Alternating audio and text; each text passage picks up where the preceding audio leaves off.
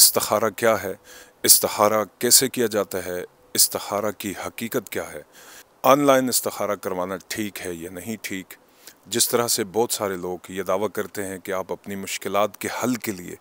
ہم سے استخارہ کروائیں، ہم آپ کو بتائیں گے کہ یہ کام آپ کو کرنا چاہیے یا نہیں کرنا چاہیے۔ جانیے اس ویڈیو میں ان تمام سوالات کے جواب۔ آج کی یہ ویڈیو اس سے بھی سیو کر لیجئے اپنے پاس، اور دوستوں کے ساتھ، اپنے عزیزوں کے ساتھ اسے ضرور شیئر کیجئے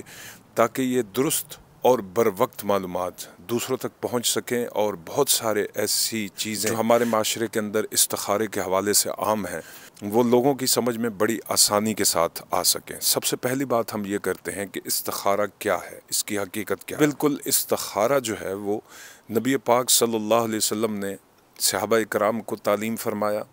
استخارہ بالکل حقیقت پر مبنی ہے، احادیث مبارکہ کے اندر اس کا ذکر ہے، اور نبی پاک صلی اللہ علیہ وسلم کے فرمان کے مطابق استخارہ جو ہے وہ ایک قسم کا مشورہ ہے جو انسان اپنے رب سے لیتا ہے،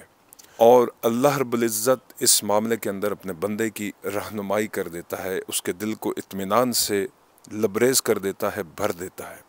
پھر اس طرح سے نبی پاک صلی اللہ علیہ وسلم کے ایک دوسرے فرمان کا مفہوم یہی ہے کہ انسان کو اپنے ہر جائز کام کے اندر، اپنی حاجت کے اندر اللہ سے رجوع کرنا چاہیے، استخارہ کرنا چاہیے۔ اس کے بارے میں نبی پاک صلی اللہ علیہ وسلم نے دعا بھی بتائی ہے جو میں یہاں پر پیش کر دوں گا، یہاں پر لگا دوں گا، آپ اس دعا کو بھی یاد کر لیجئے،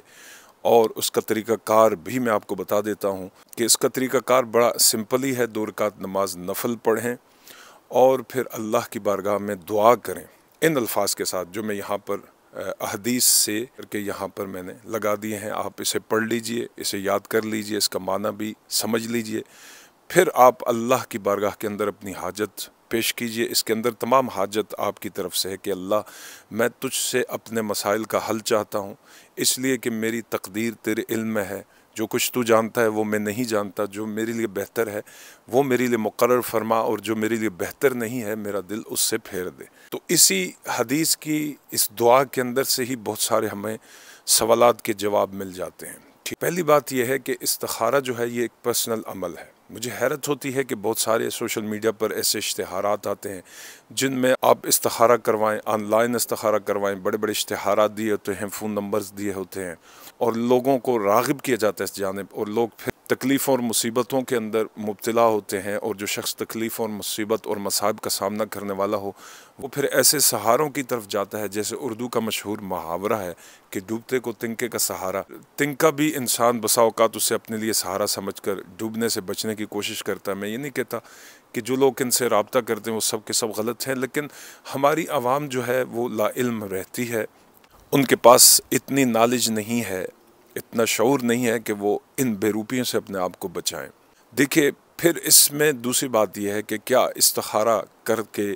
خواب کا آنا ضروری ہے؟ یہ ضروری نہیں ہے کہ آپ کو خواب ہی آئے اور خواب کے اندر ہی آپ کو آپ کے مسئلے کا حل اللہ کی طرف سے بتا دیا جائے۔ ہاں ہو بھی سکتا ہے، آپ خواب بھی ایسا کوئی دیکھ سکتے ہیں جس میں آپ کو اپنے مسئلے کا حل مل سکتا ہے، لیکن یہ ضروری بھی نہیں ہے۔ اصل ضروری اور اہم بات یہ ہے کہ آپ کسی مشکل کا شکار ہیں، کسی مصیبت میں مبتلا ہیں، اور آپ کو اپنی مشکل کا حل نہیں مل رہا ہے کہ آپ استخارہ کی دعا پڑھتے رہیں، یہ طریقہ کار اس کو فالو کرتے رہیں، تو ایسے بھی ہو سکتا ہے بیٹھے بٹھائے کوئی ایسا خیال آپ کے ذہن میں آ سکتا ہے کہ جس سے آپ کو اپنے سوال کا جواب، آپ کو اپنے مسئلے کا حل مل سکتا ہے،